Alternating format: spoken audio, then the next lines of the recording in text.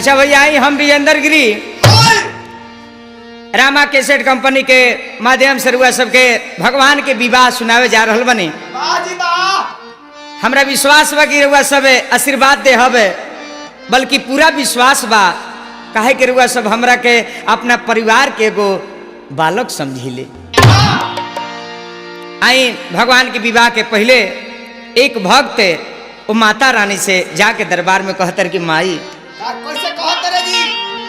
अरे कथिए के बनल माई हो, अरे तोहरो मंदिरवा ये भवानी मैया, अरे कथिए के लागल बाकी मार ए भवानी मैया,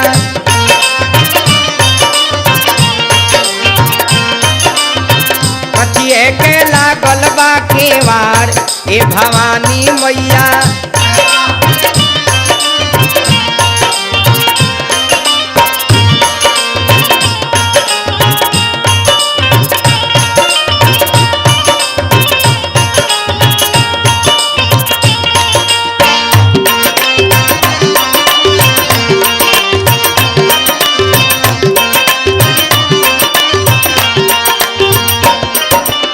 भक्त की माई हमरा ही समझ में ना आवेला। अथला पथल के शोभे तोहरो मंदिरवा ए भवानी मैया,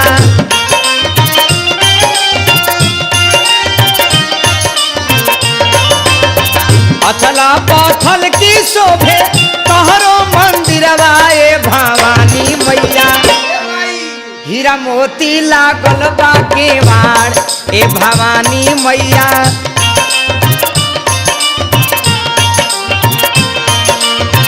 हीरा मोती लागल बा केवाड़ ए भवानी मैया।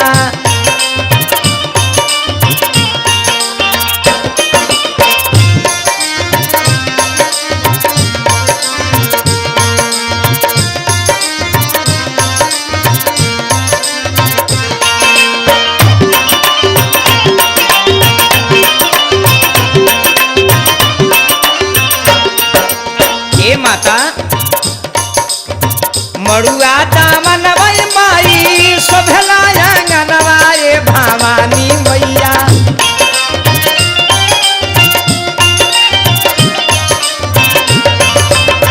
मड़ुआ दामनवा माई शोभला आंगनवा ए भवानी मैया, अरे अढ़ौल फूलाइल का जानार ए भवानी मैया,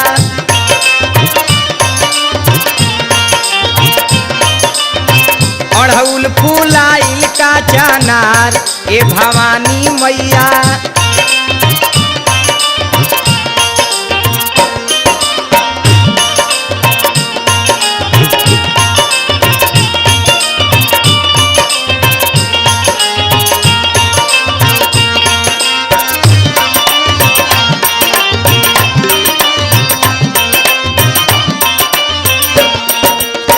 बाबा विजेंद्र अइले तहरा दुअरिया ए भवानी मैया,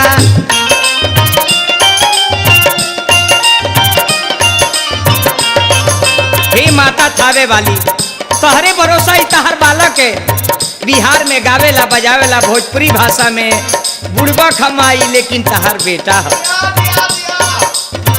बाबा विजेंद्र अइले तहरे दुअरिया ए भवानी मैया, अरे खोली दाना बजर के मार ए भवानी मैया,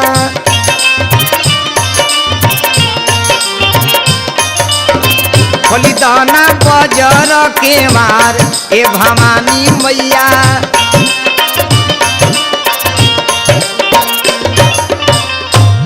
अच्छा भैया अब भगवान के विवाह कीर्तन से आनंद ली।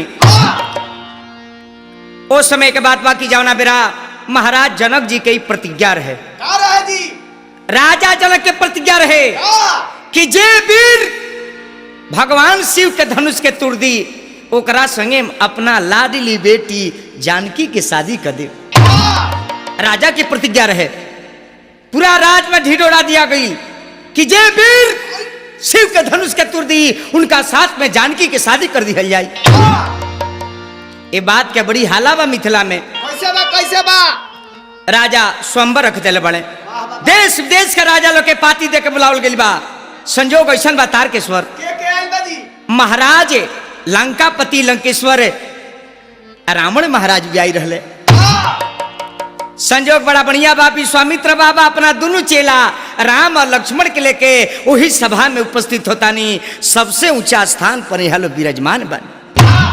सभे राजा बैठल बा। मिथिला के नर नारी देखे खातिर जुटल बड़े कि का जाने सीता बबनी के भाग में का लिखल बा। यही पर कवि कहत रहे का कहत रहे जी? कि हाला चाला भाई रे नगरिया में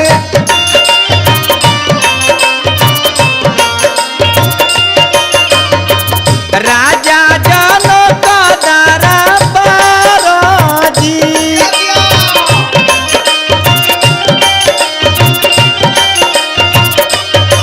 सखी लो बतियाओ तके सखी ई बात तू ना जानलू हा। अपन महाराज प्रतिज्ञा के ले बन देखू जानो जे हो पीरा तुरी हन शिवा हे धनु हिया हो।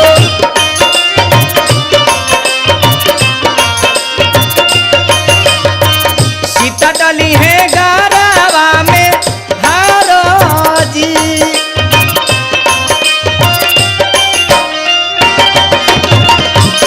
आहे सिया डली है गारावा में हारो जी।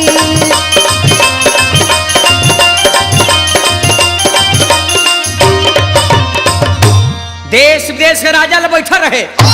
महाराज जनक जी सभा में सब राजा के सम्मानित करके कहने की महाराज सब हमरा बूढ़ जवान लड़किया सियान से कोई मतलब नहीं है।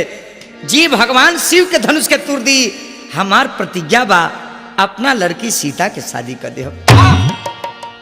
बहुत जगह प्रमाण मिलेला कि रावण महाराज भी तमसल रहले। हाँ जी हाँ। लेकिन ना ये हमरा समझ से ही बुझाला। रावण महाराज कहले कि ना ना ये भगवान शिव के धनुष ये हमरा गुरु महाराज के धनुष। वो धनुषा के प्रणाम करके रावण महाराज सभा से चल गए। जब रावण महाराज चल गए तब देश विदेश के राजा लोग नंबर में ला के भगवान शिव के धनुष के आजमावे लागल। कैसे आजमाओ तलो? तब कभी कहत रहे कैसे? धनुषा उठावे खातिर चलल दबूर हो सहूर नहीं खे तो जो लगावे भरपूर हो सहूर नहीं खे। जो लगावे भरपूर हो सहूर नहीं खे। राजा लो जाके भगवान शंकर के धनुष के आजमावे लागल। जाके धनुष के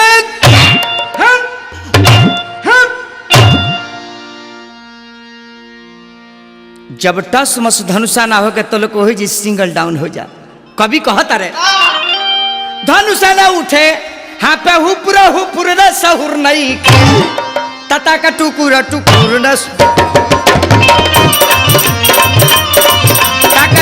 टुकुर रे सहूर नहीं खे।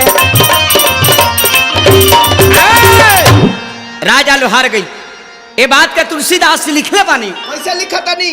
कि भूप सह से 10 एक ही बारा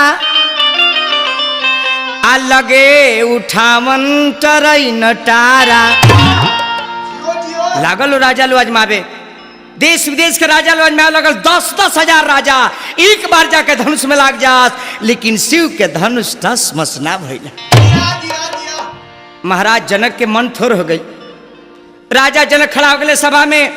कल के देश चलो ई बात यदि जनती तो अपना बेटी खातिर ऐसन प्रतिज्ञा होना। राजा जनक खिसिया के कह दिले कि तो जहुआ से निज निज ग्रह जाहू अली खान विधि वैदेही विवाहू। ए देश वेश के लोग हम जान गन की धरती वीर से खाली बड़ी धरती वीर भिन्न बड़ी। बेटी सीता के शादी ब्रह्मा निकले इस रुआ सब अपना अपना घर के चल जाए। आतना जब जनक महाराज कहले तो लक्ष्मण से बर्दाश्त ना बोल। शेषा अवतार लक्ष्मण कहले कि भैया ई महाराज जनक जी का कहत रहे भगवान के इनकी लखन लाल देखो सभा में बड़ी दूर दूर के लोग आइल बा।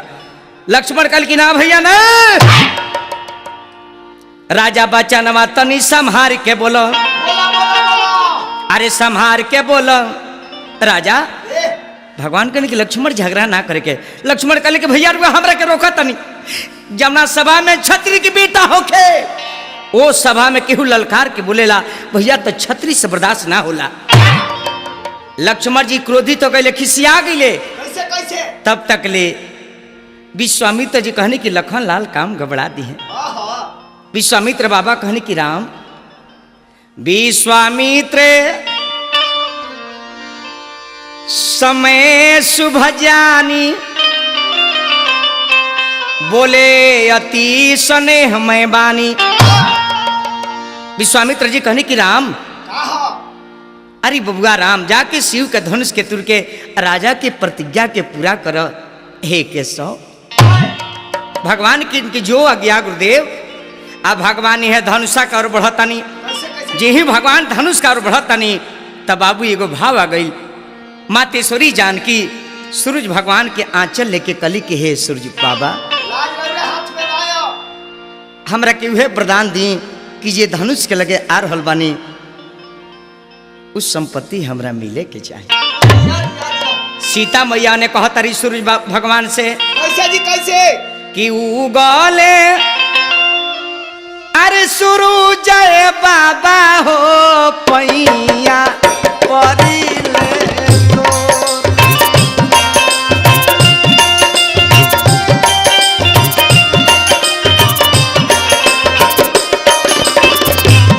बाबा हे सूरज भगवान इस संसार के रुरा जोड़ करिले राहु रे उगला काए बाबा हो खेलाया तो।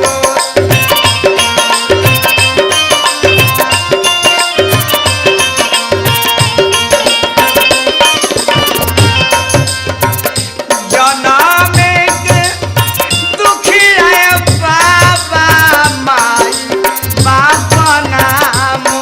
बोला दिया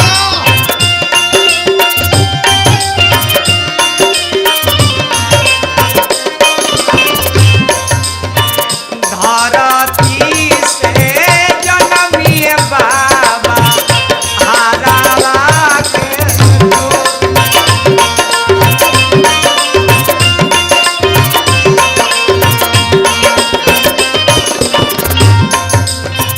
ऐसन बनवा दीते बाबा धेनुहिया दीते हो तोड़।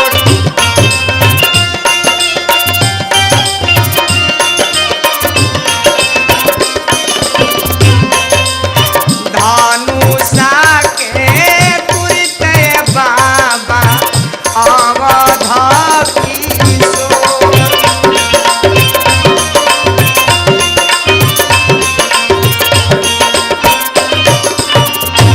मातेश्वरी जानकी जाके सूरज भगवान से आराधना करने लगली। कहले जी सूरज बाबा कहने की अरे बेटी जानकी तेरा मन के तमन्ना पूरा हुई। इन्हें देखो तारकेश्वर का होता। का होता जी इन्हें भगवान श्री रामचंद्र जी मर्यादा पुरुषोत्तम रघुकुल के शिरोमणि जी शिरोमणि पुरुषों में उत्तम वाह वाह वाह भगवान जाके धनुष के प्रणाम करनी है। धरती माता के प्रणाम करनी, अपना बाप मातारी के प्रणाम करनी, अपना कुल गुरु के प्रणाम करनी। आ जाके भगवान शंकर के चरण में ध्यान लगा के खड़ा हो गई। जय हो जय हो यही जरूर सबके एगो बड़प्पन दिखाओ तनी। कौन बाजी भगवान में हमनी में अंतर यही जिलो की केगन जी भगवान दुनिया के मालिक श्री रामचंद्र जी जाके धनुष के प्रणाम करके भगवान शिव पर भरोसा करने के हे शिव राम के इज्जत रउरा हाथ में बा। वाह वाह वाह आ यही जी हमनी के यदि रहती सो तक कुछ ना हमनी के का का भगवान वही के कहला जी भगवान अपना भगवान पर भी भरोसा करता। वाह जी वाह वाह वो एगो कैसन मालिक बानी कि अपना मालिक पर भरोसा करतनी। आ हमनी के हम ए हैं हम ओ हैं, अच्छा अच्छा हम उसको मारेगा हम उसको फाड़ेगा। हमता है हम लोग में हम हमनी के नाम के आगे सुमन जी हम बा, हम विजेंदर गिरी हैं। अरे मूर्ख तुम विजेंदर गिरी बोलो, विजेंदर गिरी हम मत लगाओ, क्योंकि ईश्वर कहते हैं कि हम हमको आहार बना लेते हैं। जियो जियो जियो यह कमी बा हमनी में। बोले बाजी केतनो देखो बाबूजान कितनो लमहर पेड़ होके ओकरा के काट के जल में फेंक देबा पानी में तो पेड़ डूब नहीं खे सकत, ऐसे कि ओकरा अहंकार नहीं के तब पानी के ऊपर तैरे लगेला। वाह वाह वाह वाह। हाथी एगो पानी में नहीं डूबत, हाँ भैंस नहीं डूबत, एगो बैल नहीं डूबत, अरे सर्प के बात बा एगो कुत्ता भी पानी में ना डूबेला। आ हमने के सुमन जी हमनी है जौन कहतनी कुआं में गिरते गिरते गच दे भीतरी, गच दे भीतरी का है हम पौड़ी ले हम तो ढाब ढाबवा मारी ले, हम तो चित्ती भागी ले, हम तो सांसा रोक दे। उतने पनिया कहले कि अरे मूर्ख तुम हम हो नीचे चलो, उतने पानी नीचे ले जाई। आज जब में से प्राण निकल जाए तब पनिया कहला ये बाबूजान भाई कि ऊपर चलो तारा में के बीमारी रहे तो बाहर निकल गई बा।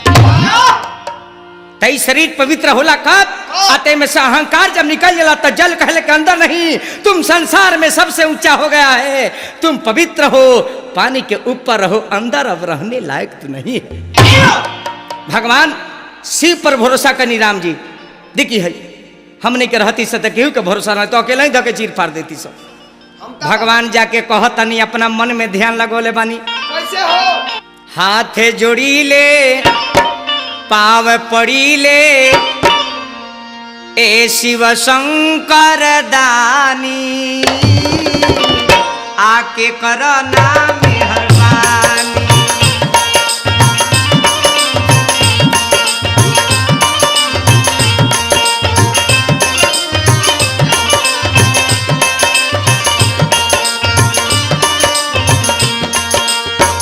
आके करो नाम मेहरबानी, आके करो नाम मेहरबानी।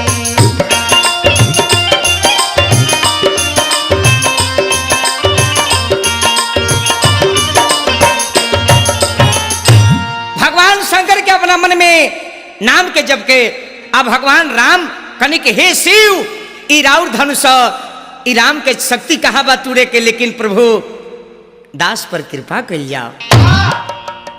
अहंकार ही के कजला इंसान के अहंकार ना करे के, भगवान दुनिया के मालिक शिव का नाम जब बतनी, अब भगवान शिव राम के नाम के जब बतनी।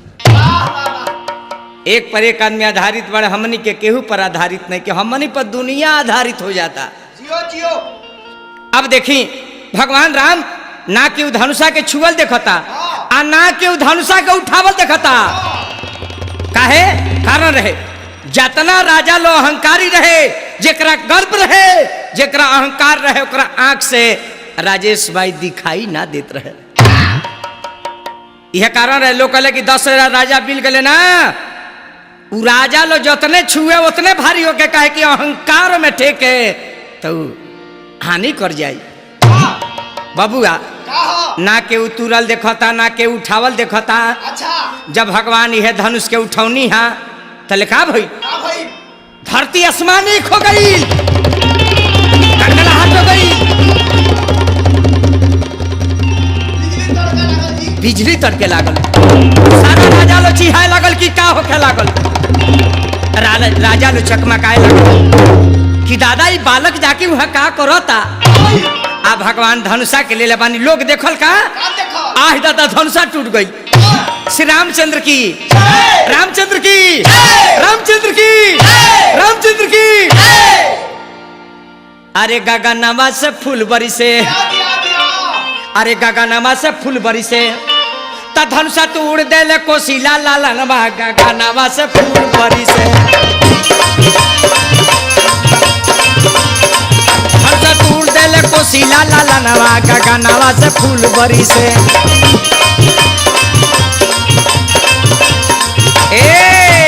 ए मास्टर तो धनुषा तुरले रे मोर बाबू, धनुषा तुरले रे मोर भाईवा, धनुषा तुरले जब कोसी लाला ला नवा हो गगाना पास फूल बरी से।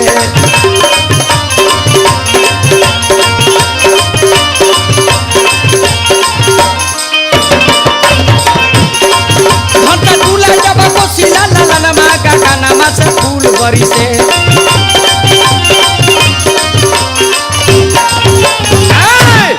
भगवान राम जब धनुष के तुरनिया जनकपुर में हाहाकार मच गई। सारा सखी लोग कहता आहा जाए जान की तहरा पूजा के जोगे तहरा संपत्ति प्रसाद मिल गई। एक भोजपुरी में कहा जाला सुमन भाई जैसन ने तैसन बरकत, जैसन जानकी जी के पूजा रहे, जैसन अर्चना रहे, जैसन नेह रहे, वैसने न संपत्ति मिली। मातेश्वरी जानकी है जगत के मातारी, ए संसार की माता, तो दुनिया के पिताजी से तो शादी होखबे करी। सही बात एमे दो राय कहा बा बाबू। बोले बा जनकपुर में बड़ा हाला बा, बहुत हलचल बा।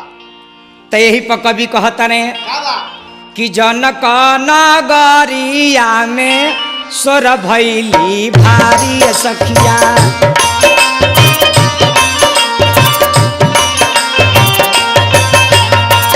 जनक नगरिया में सोर भैली भारी सखिया।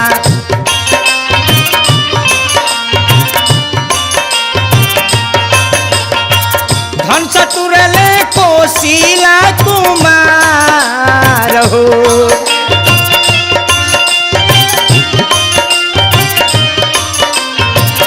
ए सखी आहा बेटी हो जानकी जोगे दुल्हा मिलल बड़े।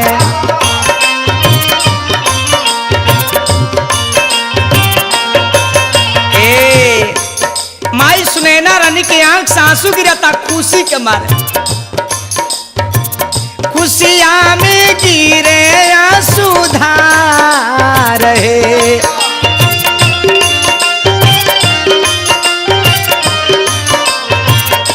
ए मास्टर भगवान धनुष के तुनी ये धरती पर के जितना लोग रहे, भक्तजन रहे, मिथिला के लोग तागराइले रहे। हई देखो हई गरीब एगो गोसाई के देखो,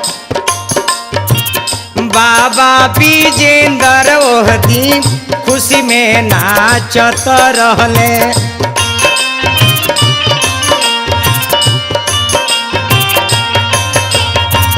घर जे कर परेला बिहार हो,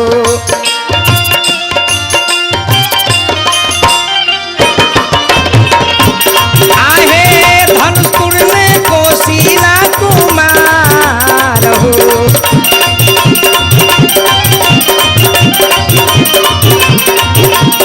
आहे धनुषपुर में कोशिला कुमार हो।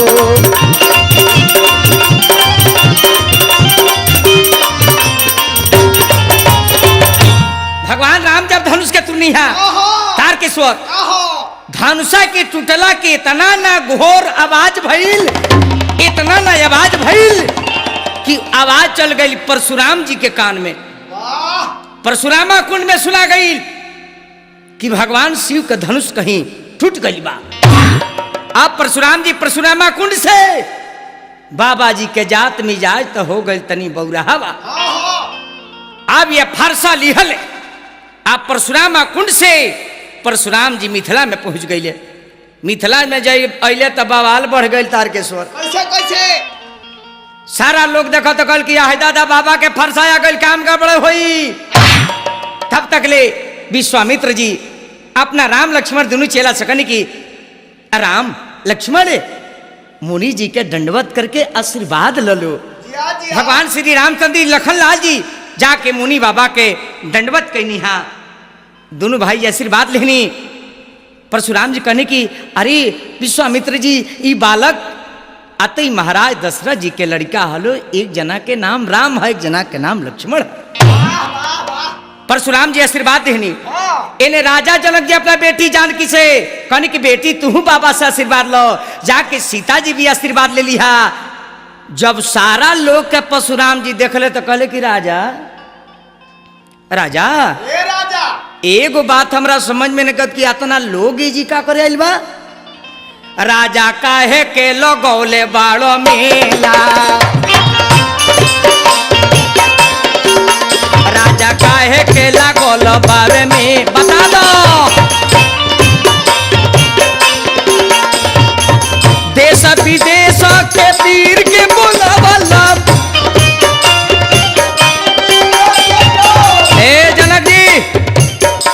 बात हमरा समझ में लगा कि लोग है लोग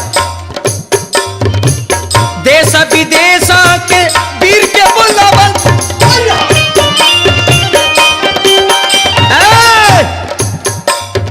काहे खाती बढ़ल बा झमेला राजा काहे के लगौले बाड़ मेला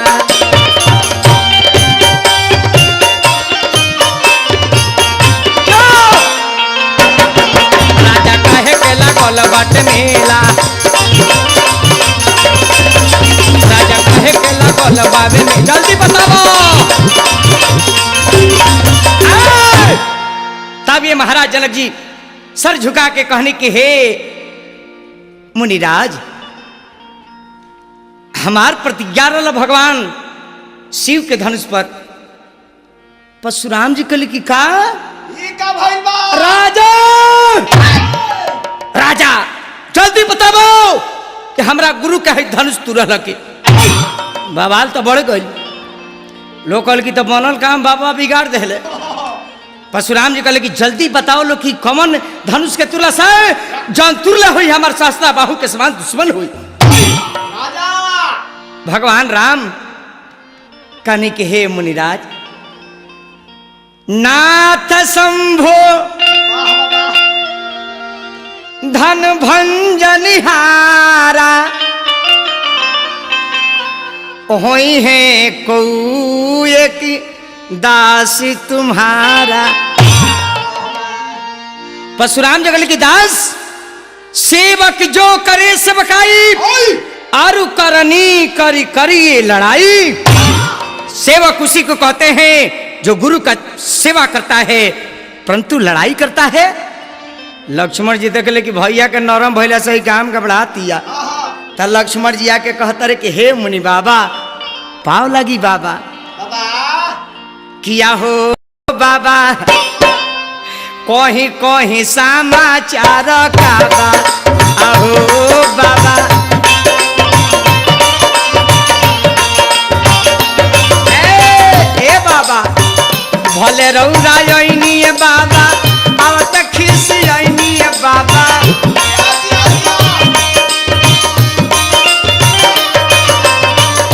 भले रौरायनी बाबा आवत खिसियनी बाबा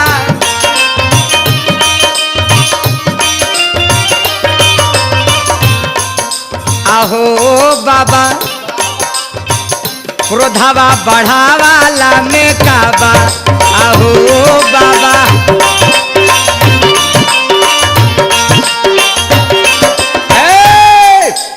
लक्ष्मण जी अभी याद करे तब परशुराम जल बोलो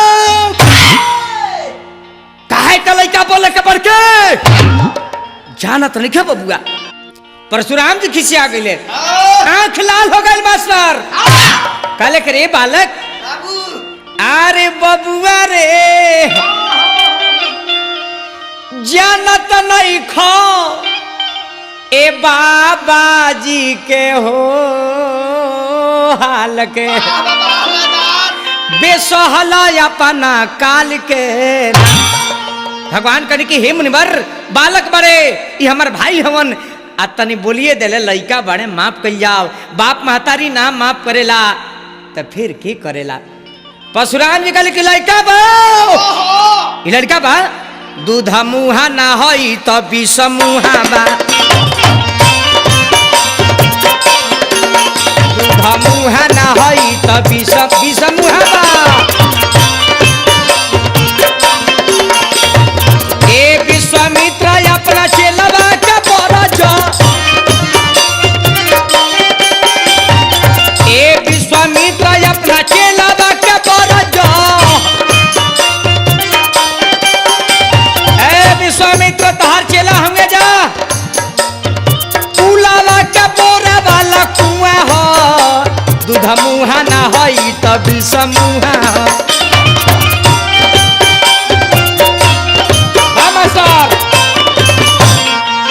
मुहा ना हई तभी समूहा दूधा मुहा ना हई तभी समूहा। जब परशुराम जी लाले लाल हो गए कल के बालक 21 बार छतरी के श्रृंगार के लिए बनी 22वां नंबर ए लड़का के गर्दन पे चला दे। अब अतना न क्रोधित हो गई। भगवान राम आगे बढ़ के कनी के हे मुनिवर, यदि रौरा अति क्रोध बा खीस बा तेगो काम न करी बाबा। अरे कहती तो बढ़ई बोलवती, अरे धनुष जोड़वाई, अरे दीतिए राम। तो काहे बाबा गनी खिसियाई, तो क्रोधवा बढ़ाई गनिए।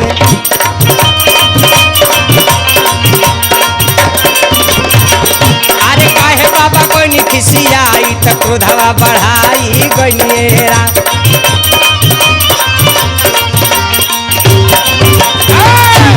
परशुराम जी और फरसा लगे कल के बालक ते सब धनुष के धनुष सब जाता रहे। जानत रखी हमार नाम परशुराम है। जब गर्दन लेके भगवान आगे बढ़वनी, परशुराम जी फरसा पीछे को दे कहले कि बालक तार नाम? भगवान कहने कि हमार नाम राम है, हमार छोट भाई लक्ष्मण होंगे। राम शब्द जब सुने परशुराम तो कहले कि राम राम रामाय अवतार हो गई, राम अवतार हो गई। ना ना ना ना ना ना ऐसे तरह के राम ना मानब। जब परशुराम बड़े तो राम कहां से? आज यदि तू राम हुआ, अरे बालक तो परीक्षा लेवे के हमरा लगे हथियार बा। बस यह कहले का तर्क सती निकाल के कहले कि असली राम हुआ ते हे चाप के चढ़ा दो। भगवान करे कि जो आज्ञा हे मुनिवर। तो छुअत चाप आप चढ़ गय, अपना मन छुअत छुत चढ़ गई। परशुराम के मन के जमन शंका रहे मिट गई। परशुराम जी कहले कि हे प्रभु माफ कहिया, जब राम आ गए तब परशुराम के कौनो दरकार नहीं के। अब वह परशुराम जी क्षमा मांग के कहले कि प्रभु हमरा के आशीर्वाद दिहल जाओ। अब परशुराम जी अपना धाम के चल गई। कथा यही जी रुकता, ऐसे हरि के नाम बोल दे बाबू। क्या कहे के बाहू? ए जी हरदम राम जी वह कहत रहनी कि हरि ओम नमः शिवाय, हरि ओम नमः शिवाय, कर्पूर गौरम करुणाय अवतारम, संसार सारं भुजगेन्द्रहारं, सदा वसंतं हृदयारविन्दे, भव भवानी सहितं नमामि हरि ओम नमः शिवाय, हरि ओम नमः शिवाय, हरि ओम नमः शिवाय।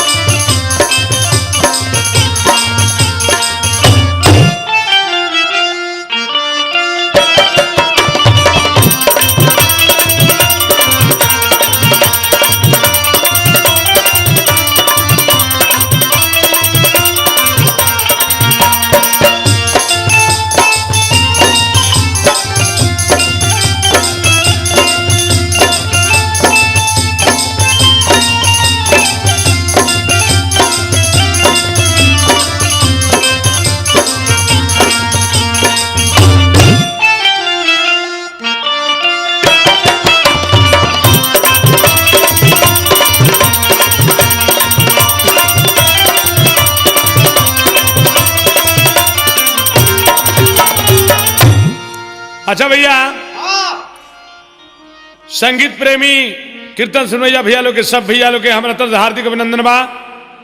बार बार लगातार 1000 बार नमस्कार बा। भगवान राम के विवाह के कथा सुनाओ तनी रामा कैसेट कंपनी माध्यम से। हमारा उम्मीद बा कि सब हमरा के दुलार प्यार दे हम सबे। लेकिन भैया एक पहले एगो माई के भजन बा। आऊ माता रानी कौन माता रानी? कौन माता रानी जौना माता रानी के दया होला था अनरा देखेला गुंगा बोलेला बहिरा कीर्तन सुनेला लंगड़ा पहाड़ लंगेला। ए प्रेम चौहान जी, प्रेम चौहान जी के बुझत रहो। प्रेम चौहान जी बाबा विजेंद्र गिर जी के चला हमें। सही बात माँ। तनी माता रानी के भाव आ गई कि जननी हो जननी तू जननी जनक कहू कि जयति जयति जय जयकार जग जननी अजननी रजोगिन के अरे बिसाइन के भोगिन के त जयति जयति हो माँ हमार जग जननी कहल की अनहरो के जननी तू तो चोरवो के जननी कि लंगड़ो के जननी हमारे जग जननी अजननी रजोगो तो पाकुछु ना जननी हो इलैका ह बुरबकी तहारी जग जननी। वही माता रानी से भक्त का हाथ जोड़ के कहले कि हे मातेश्वरी भाव सोहर के आगे बाबूजान कैसे कैसे कहत रे कि आज हम बोलाई ले हो का मखवाली जाबूरी भी नाचल वाली जाबूर मैया मैहर वाली हो सरदा हे माई चुनरी अगरबत्ती ले ले खड़ा बानी माई के गोहरावतानी है।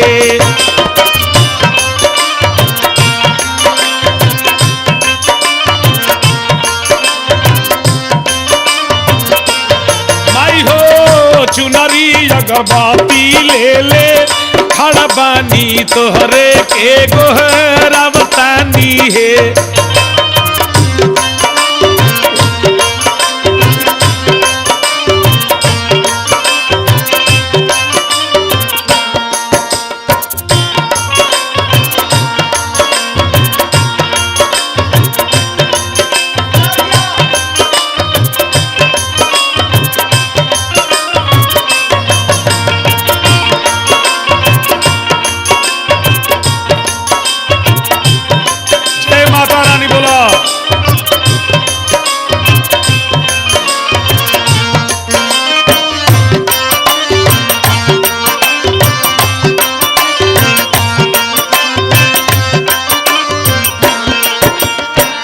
पढ़नी ना कवन ढैया ना सिखनी कभी दैया ना सिखनी कभी दैया नु हो माई ए माई हो तोहरे लाला नवा चमू हनवाई बुरबक में माँ हनवानु हो।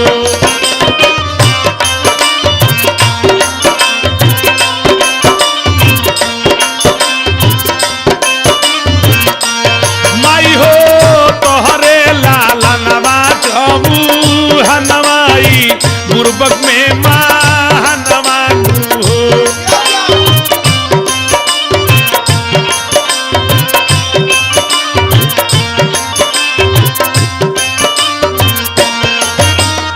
अरे ब्रह्मलोक से आओ स्वर सती मैया विष्णु लोक से लक्ष्मी अरे विष्णु लोक से लक्ष्मी नु हो माई माई हो शिवलोक से आवो पार बत्ती माता सातो बहिना दुर्गा हो।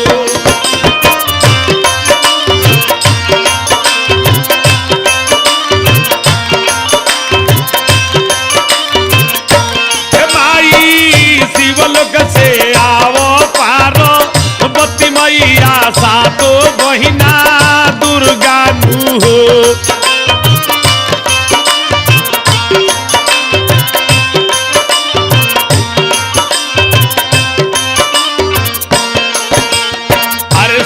पे बैठा ले बसवारा सती मैया घरावा में लक्ष्मी है घरावा में लक्ष्मी नु हो माई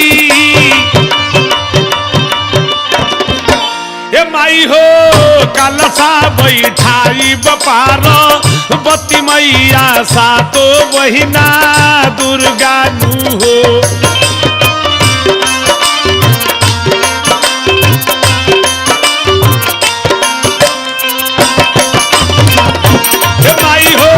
कलसा बैठाई बपार पति मैया सातो बहिना दुर्गा नु हो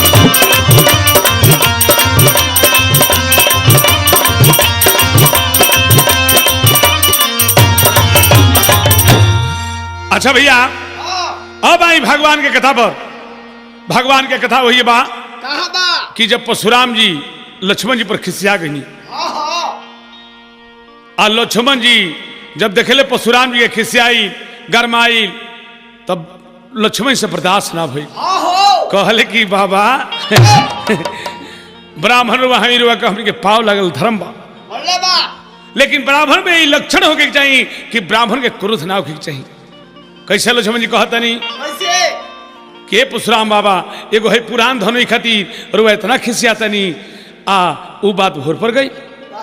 कैसे कहता नहीं कि तनी न खिसियाइला मुनी अरे वो दिन अपना गैया बाबा गोसाइया हो अरे बाबा गोसाइया हो जबकि कितने धन ही तुरनी लरी कैया बाबा गोसाइया हो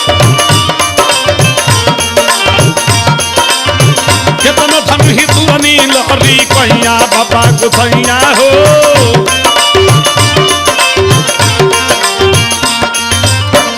तनी ना खिसियाइला ना खिसियाइला खिसियाइला ना ए मुनि बाबा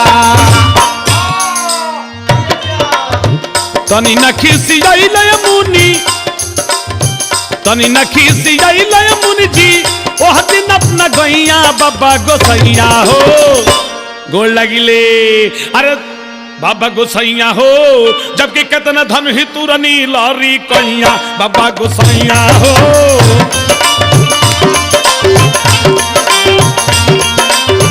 कितना धन ही तुरनी लरी कैया बाबा गोसैया हो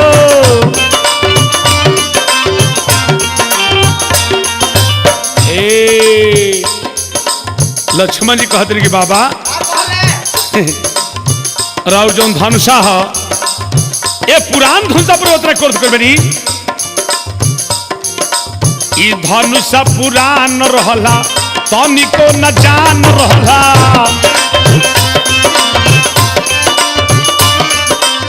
अरे बाबा कहीं पढ़ई बोलवा के जोड़वा दी ई का पुरान धनुषा पर खिंचल बनी जबकि धनु ही पुरान रहला तनिको न जान रहला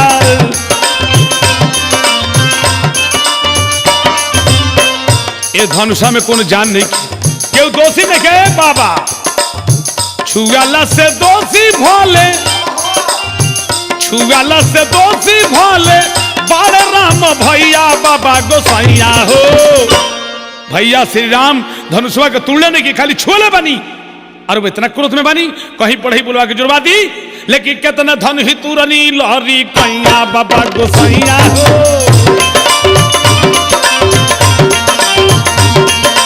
अरे कितने धन ही तुरनी लहरी कैया बाबा गोसाइया हो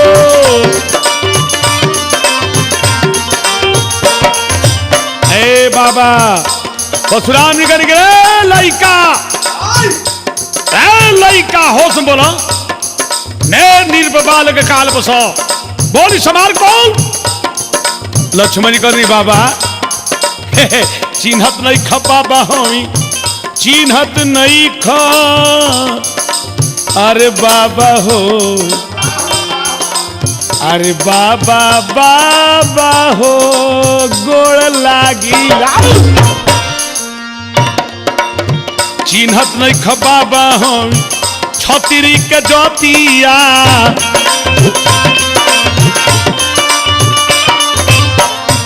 निमन दिखाई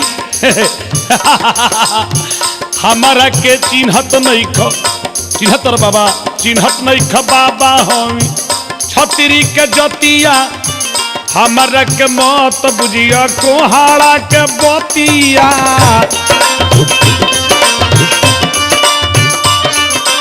अरे हमारा के मत बुझिया कोहाड़ा के बतिया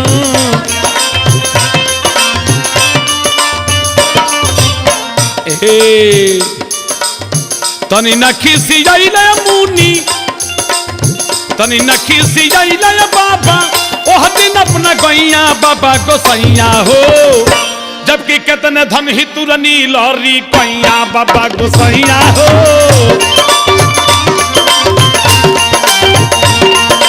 अरे कितने धन ही तुरनी लहरी कैया बाबा गोसैया हो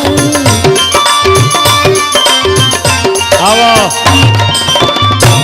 लक्ष्मण जी के बात जब परशुराम ने सुननी फिर से उठा लहनी क्रोध में आंख लाल हो गई विश्वामित्र बाबा कहने की लखन जी लक्ष्मण लई का बाड़ो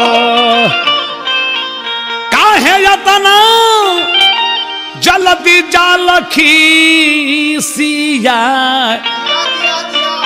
लक्ष्मण लई का बाड़ो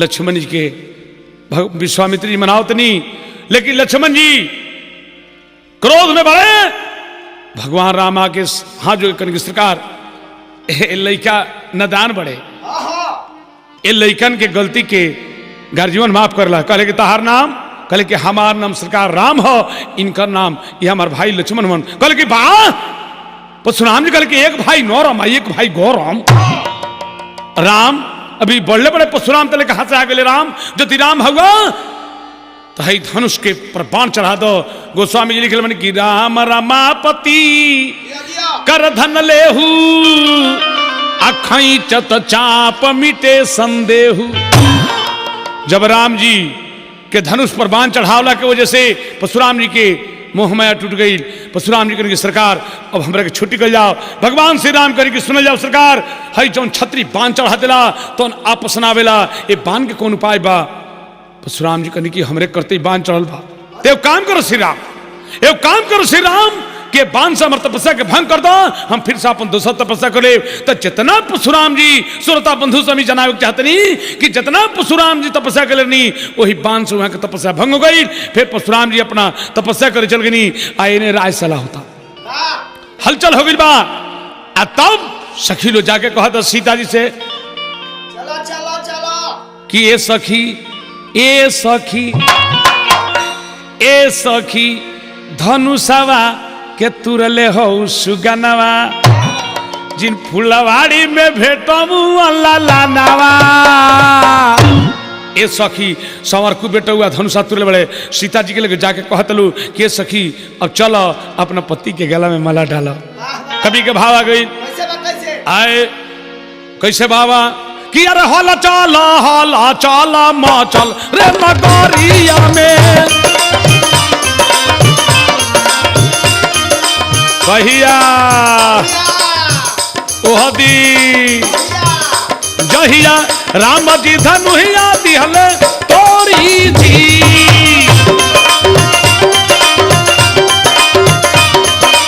एह राम जी धनुहिया दिहले तोरी जी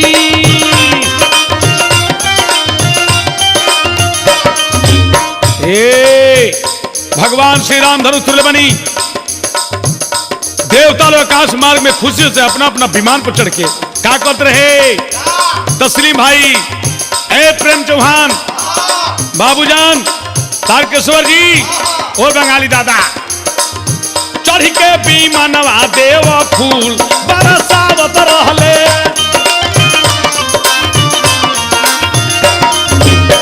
चढ़ के विमानवा देव फूल बरसावत रहले जय हो देवता की जय हो गावेला चौहानवा गानवा जोरी थी ए चढ़ के विमानवा देव फूल बरसावत रहले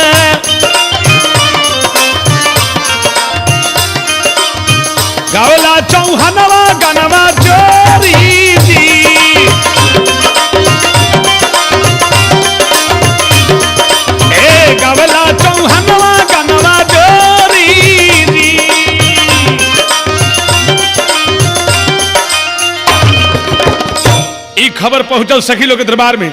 सखी लोग दौड़ल सीता जी से कहल के सीता आहा जौन चहलू तन हो गई काहे जौन चहलू तरी बात कहलू काहे कि भगवान श्री राम के 4 प्रकार के विवाह भरे। पहल का विवाह फुलवारी में भरे। फुलवारी में नैन मिलल, दिल में दिल मिलल, मन में मन मिलल। जौन के कहल कि 4 मिलल 64 खिलल की 20 रहे कर जोर आ ऐसा प्रेम बढ़ गया ना लाख करोड़ हो।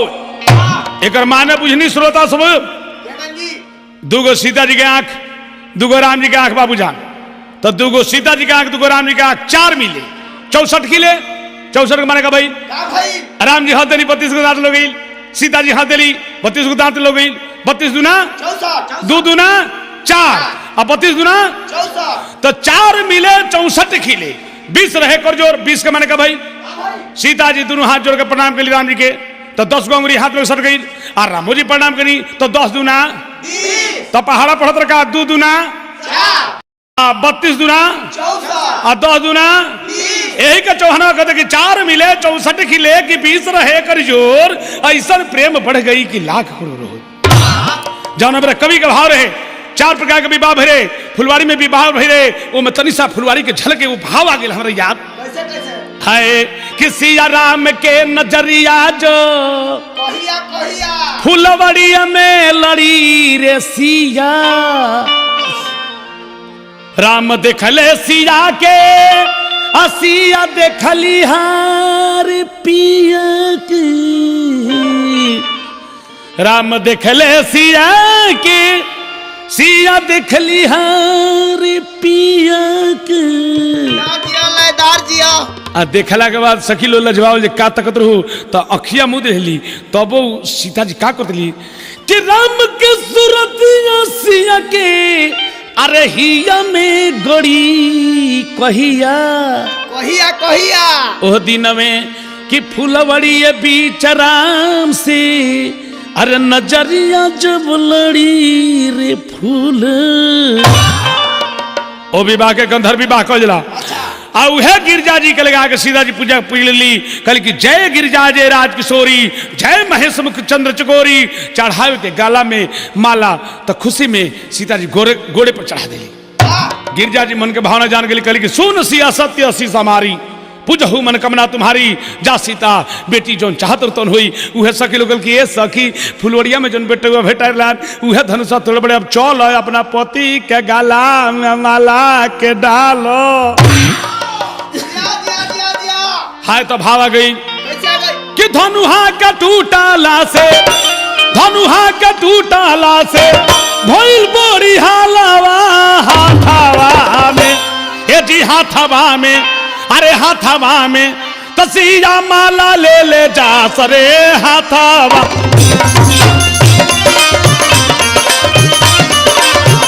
सिया माला ले ले जा सो हाथावा।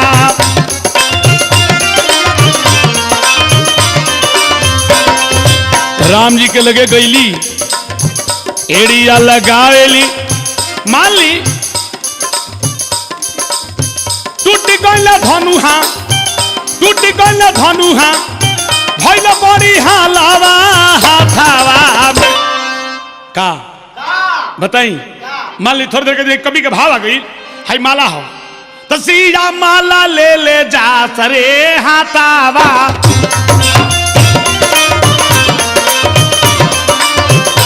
सिया माला ले ले जात अपना हाथावा में।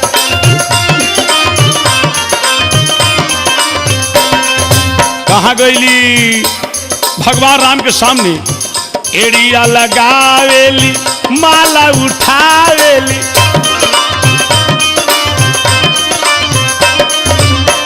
एड़िया लगावेली माला उठावेली। कोई सब पहनावत माला, कोई सब पहनावत माला। राम जी का गालावा भेटात नई के, श्री राम जी के गालावा भेटात।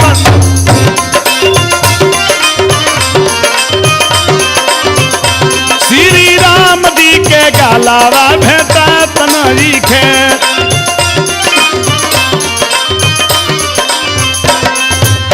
सीता जी जय माला लेके चल गिली। जगत जननी एड़ी गावतरी कोई से पहनावत माला, कोई से पहनावत माला, राम जी के गालवा भेटा नहीं के। सीता जी एड़ी उठावतरी माला के हाथ से उठावतरी, लेकिन पहना ना पौली, कहे कि भगवान राम सीता जी से लंबा रहनी, उम्र में ज्यादा रहनी, कौन अकेला चलल तो सखी लोग के चिवटी कटली कल की ए सखी तनी जाके कहलोगी कि वहां के माथा नवाई। सखी लोग जाके कहल दुल्हा से के दुल्हा सरकार कि तनिया सा सिरवा नवा दिया राजा रामचंद्र, किसी सीता डालस गारवा में हार है। राउ राउ मरिया अरे बहुत दिन के प्रभु जी, आ सीता के उमरिया बाड़ा थो रहे। सखी लोग के बात सुन के भगवान राम कहने की माथा ना नवाई भव। समाज बा मर्दन के समाज बा छत्री लोग बैठल बा, लोग कह दी कि एगो मेहरारू कती माथा नवा देले, छत्री के नाम हंसा देले। जब माथा ना नवनी तब सीता जी लास्ट में नहीं हो रहा कली केकरा से शेषा अवतार लक्ष्मण से कल के हे लखन जी तू शेषा अवतार हो, तारा पर धरती के भार बा, आ धरती पर तार भैया खड़ा बड़े, हमू बानी एगो काम करो जितना तार भैया लम्बा बड़े वो जाके धरतिया धसा दो कि हम तारा भैया के बराबर हो, गला में माला पहना दी। कैसे सीता जी कहतरी कि रजिया लक्ष्मण, अरे रजिया लक्ष्मण तन सुन ले हमरो यार,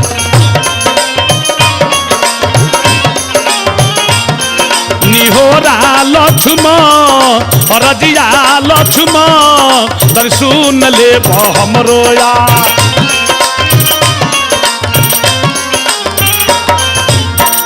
तनी सा धरती ने ओने डोला दो,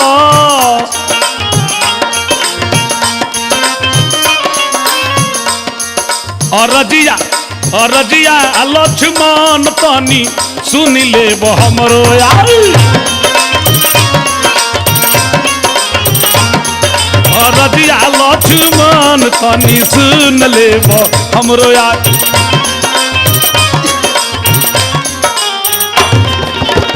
लखन जी से कहली कि हे लक्ष्मण जितना तार भैया लम्बा बड़े उतना धरती खाल कर। लक्ष्मण जी कहली कि ना जगत जननी ऐसा ना करब, तार मदद करब लेकिन दूसरा रूप में तो क्या करी। भगवान राम के चरण पर लक्ष्मण जी पटा के गोड़ छान लेनी, कहनी कि वाह भैया वाह, वाह भैया अयोध्या का सार रख दलबा भैया, अरे राजा जनक का प्रण रख दलबा भैया, अरे छत्री का सार रख दलबा भैया। हयो लो खा के छतरला धनुष तुरे के दिन छतरा लो एहुलो का मुंह में कोयला पोता गेल वाह भैया। और भगवान राम सोचने की हाइल अब तो बाबू लक्ष्मण फेर में डाल दे। अगर सोच ली भगवान राम सोचने की आज अगर अपना भाई के पैर पर से नहीं उठाओ तो काल से केहू के गोड़ पर केहू गिरी के उठाई ना। इससे भगवान राम सोची के अब उठाए तो निहुरे के पड़ी। लक्ष्मण जी हमारे के झुका देले, ये भगवान राम लक्ष्मण के निहुर के उठाव के चाहते नहीं। लक्ष्मण जी उठा भैया देख बा भैया अयोध्या के सान रख दिला बा भैया, राजा जनक का प्रण रख दिला बा भैया। आज निहुर ले लक्ष्मण जी तो राम जी जे निहुरनी तो लक्ष्मण जी भैया बड़ा नीचे ही सही सारा को सीता जी के आपका देरी कोइलू हे जगत जननी ऐसा मौका ना मिली भैया बिना नौले नौ गए बड़े आपका देरी कोइलू। लक्ष्मण जी कहते कि आपका देरी कोइलू, अरे डाली दो नगारावा में माला आपका देरी कोइलू, ये डाली दो नगारावा में माला आपका देरी हो कोइलू।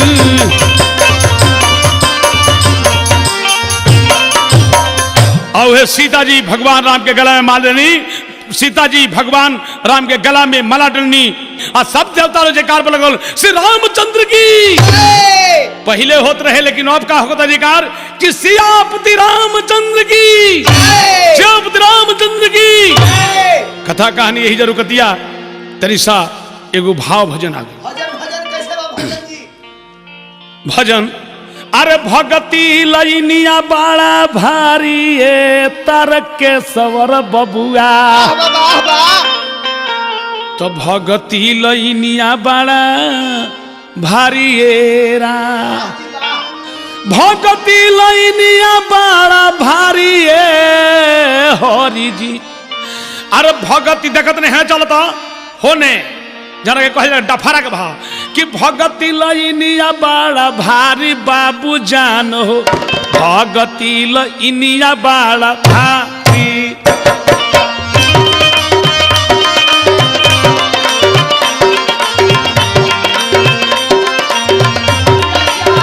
भगती लइनिया बड़ा भारी ए प्रेम चौहान भगती लइनिया बड़ा भारी ए तस्लीम जी भगती लइनिया बड़ा भारी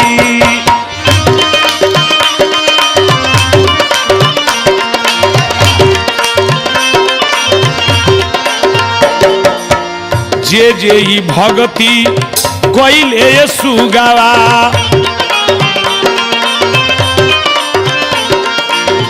जे जे ई भगती कोइले सुगावा ओकरा के प्रभु देल तारिये राम ओकरा के प्रभु जी देल तारिये राम भगती लइनिया बड़ा भारी तस्लीम जी भगती लइनिया बड़ा भारी राम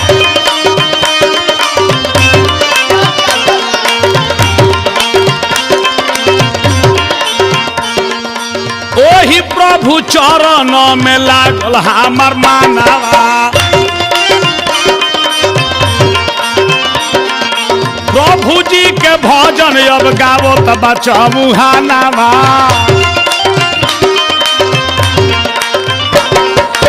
ओही प्रभु चरण में लागल हमर मानवा प्रभु जी के भजन गावो त चबुहानावा यह भजन गवले भिखारी ए बबुओ यह भजन गवले भिखारी ए बबुओ अरे भगती लइनिया बड़ा भारी ए बबुआ भगती लइनिया बड़ा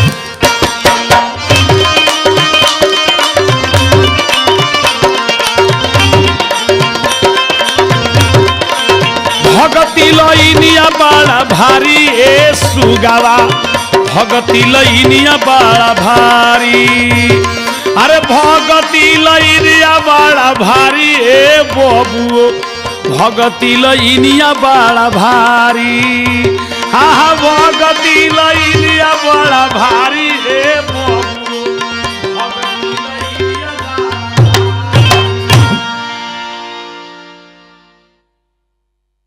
छोड़ी मैं नारानी जी मन के गलानी अपना छोड़ी मैं नारानी जी मन के गलानी अपना VCD and cassettes only on Rama Cassettes. ए गोरिया हमरा के प्यार कब करबू बारी रे उमरिया में मती कर चुन्हा लूट जाए कतहीं दिल पे चलावे लो कटार गोरी तिरछी नजर से